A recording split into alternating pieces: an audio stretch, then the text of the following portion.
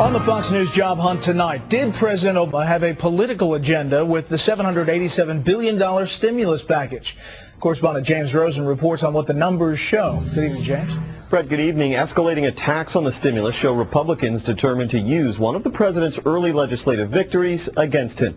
Now, a Fox News analysis shows the spending unfolding in kind of a bell curve, with the bulk, roughly half, slated for expenditure in fiscal year 2010. Using fiscal year 2009 figures, Republicans note that of the nearly $6 billion authorized for energy efficiency measures, only $3 million had been spent. For smart grid projects, none of the $4.5 billion authorized had been spent. And for weatherization initiatives, only some 3% of the total $5 billion authorized had been spent.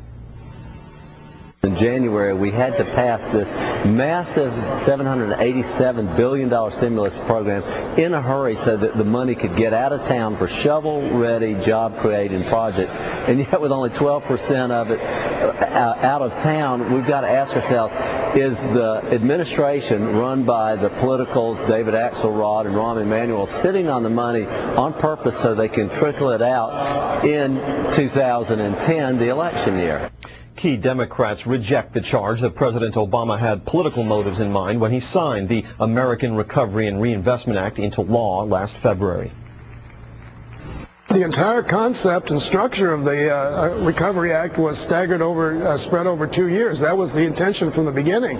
We knew it would take some time to ramp up, and we didn't create the recession that started and almost crashed the economy last year. The Republicans did that. The timing was theirs, not ours. One more statistic to ponder: of the 25 congressional districts receiving the most stimulus funds last fiscal year, only 8 are represented by a Republican or a blue dog, meaning fiscally conservative Democrat. Brett. James, thank you.